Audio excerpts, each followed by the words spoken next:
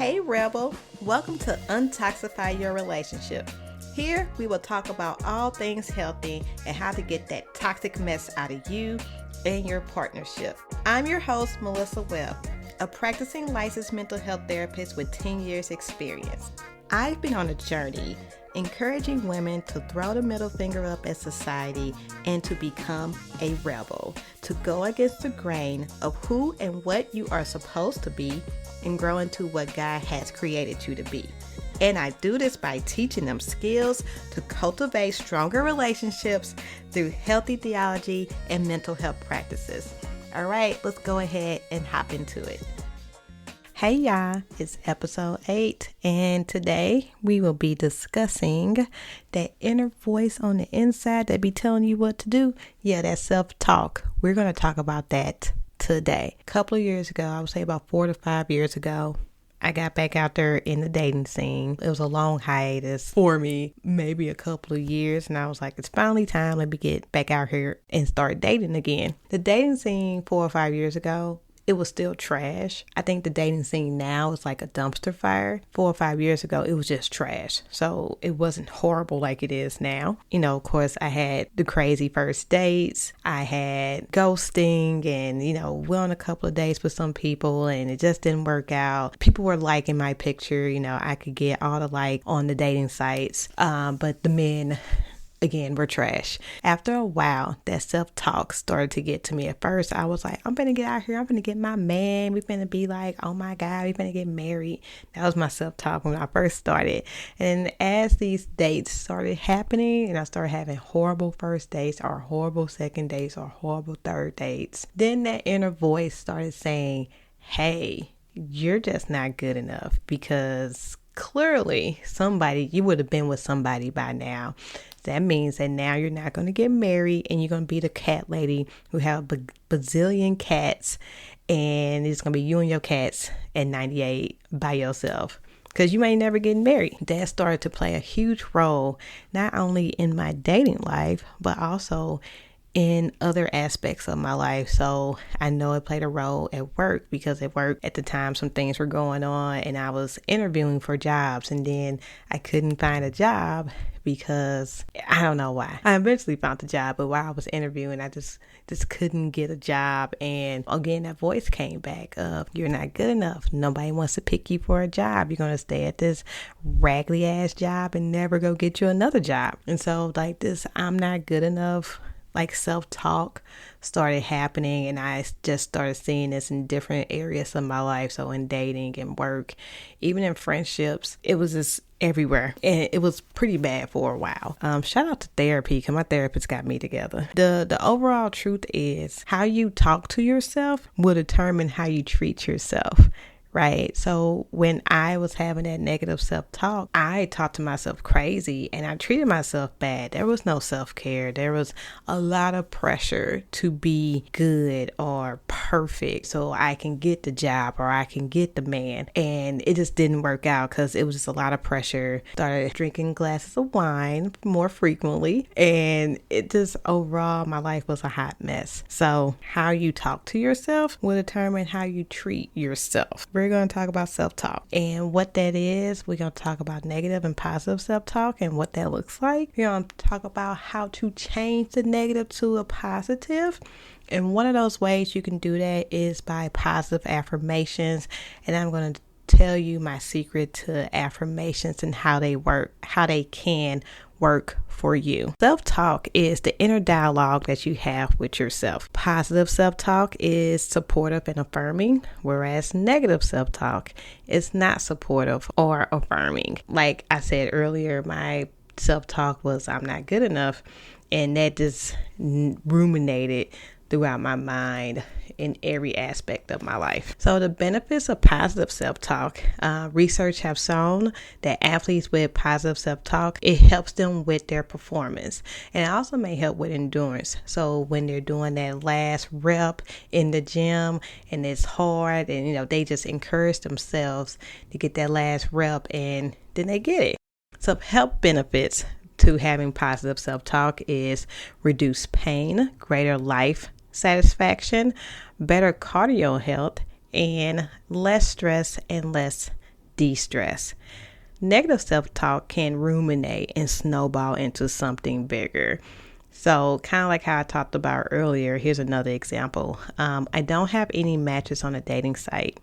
My picture must not be good enough, which means I'm not good enough, which means I'm never getting married and I'm going to be the cat lady with a bajillion cats. As you can see, it just snowballed. It started from I don't have any matches on a dating site to I'm not good enough to I'm never going to be married and be the cat lady.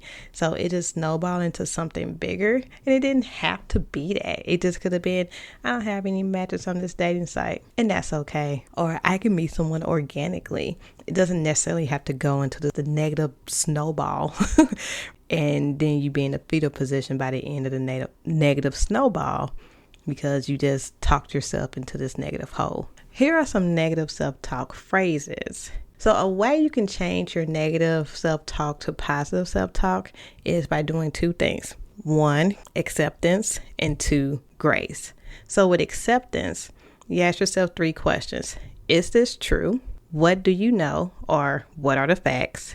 And can you accept these facts? For grace, I always tell my clients to give yourself grace and space. So space to allow yourself to be human, and grace for when you are human. Because we're going to make mistakes as humans because we're not perfect. The only perfect human, he was all human and all God, that walked this earth was Jesus. He's the only person that has not sinned. But we ain't Jesus. I mean, we strive to be like him, but we're made in his image, but we ain't him. So we're going to make mistakes. Allow yourself to make those mistakes and be okay with the mistakes that you make. Now, I'm not saying to accept and approve all behavior, because that's not what I'm saying, but just allow yourself to be human and make mistakes. So those are the 2 things to remember as we go through these negative self-talk statements and how we're going to change them to positive ones. So the first one, I made a mistake and I'm going to get fired today. You can change that to a positive statement by saying, it's okay, I made a mistake, I will take responsibility and move on. So you're accepting that, hey, I made a mistake, and you're also accepting responsibility, and you're accepting like it happened. This is true. We don't know if we're going to get fired, so we can't add that part in. Only thing we can say is we made a mistake. We're going to take responsibility and we're going to move forward. Another negative statement. My partner is not answering my text. I must have made him mad. We can change that to a positive by saying, my partner hasn't texted me back. Work must have him super busy. You can accept the fact that your partner hasn't texted you back. That's fact because he hasn't. If you know he has a super busy day at work, then cool. That's also fact because if he told you that, then okay. If you don't know if you made him mad, don't add that in, because that's something that we don't know that is true. So we can definitely take that out. That's how we can accept that, hey, he's just not answering the text right now. He will text me back later. Another negative is there's no way this is going to work out. A positive spin on that can be, I can try my best and give it my all. If it works out, cool. If it doesn't, cool. What's not true in the negative one is that it's not going to work out. We don't know. What we do know is that if we try and we try to do our best, then whatever happens, happens. And I think this is where that humanistic standpoint come from, because we can't control what happens. The only thing we can control is ourselves, and we can control if we do our best. And that's all we can do. We don't have to be perfect. We just have to show up and do what we do, which is the best thing that we can do. And just allow God to do his work. And again, whatever happens, happens. So those are some ways that you can turn negative into positives. Now, what I want to talk about today is positive affirmations. And what positive affirmations are, they help to reduce negative thought patterns and negative self-talk and boost motivation and confidence. Where I see some people doing wrong is they go to Pinterest or they Google positive affirmations and they just pick random affirmations. And they pick these ones and then they say them to themselves and then nothing happens. So what ends up happening, I asked them, do you believe these affirmations that you're saying? And most of the time it's no. And I'm like, well, why are we saying them? He's like, because this is what we're supposed to do. It's this positive affirmations.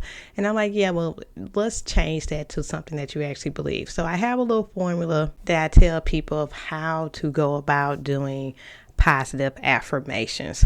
The first thing you need to do is either make up your own. Most people don't feel like doing that because they have a hard time figuring out their positive affirmations. So go to Pinterest, go to Google, and search positive affirmations. Pinterest have a ton of them. And I know so does Google. And then pick one that feels real for you or that resonates with you. Then the second thing you're going to do is find evidence in your life that matches that affirmation. Third thing you're going to do is pick a Bible verse to go with that. And then the fourth thing you're going to do is say it daily and pray afterwards. Here's an example of one. So for me, I picked, I can do hard things. For the evidence in my life that matches the affirmation is a couple of things. I gave birth. Birth was hard, but I did it. Yes, I had an epidural, but I gave birth. I started my own business. I started this podcast, which is hard because I have to keep up with it every week and have ideas and edit my own things and then put it out here in the world to listen to. I sold and bought a home. So I bought 2 homes. I bought a condo, sold that, then I bought my house currently. Don't sell your house before you buy a new one. I had to move back in with my parents when I did that. And I also bought several cars. For some reason, at the 5-year mark, my cars either they get stolen, have an accident, or they go kaput. Don't ask me why. I think I'm on year 3 with this one, so I'm good. The Bible verse I picked to go with this affirmation of I can do hard things is Philippians 4:13. I can do all things through Christ who strengthens me. And that's my affirmation. When I'm repeating this daily, I will say the affirmation, which is I can do hard things. And like, well, I have done hard things because I gave birth. I bought a home. I bought cars. I sold a home. I started my own business.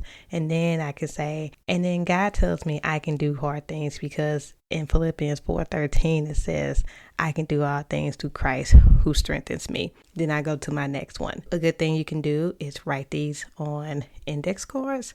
I tell people to have somewhere between 5 and 10. 5 is a minimum. 7 is like a sweet spot. 10 is like, don't do no more.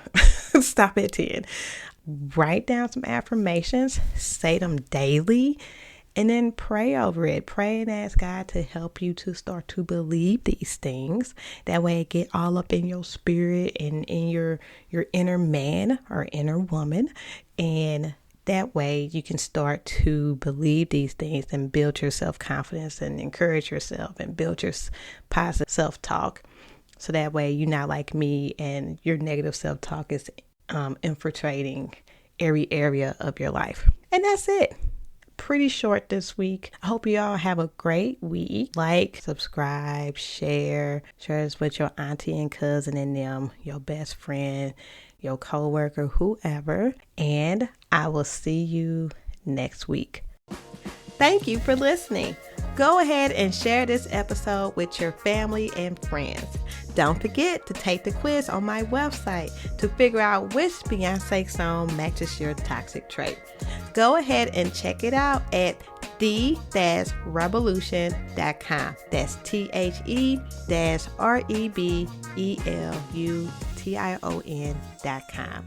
Thanks and see you next time.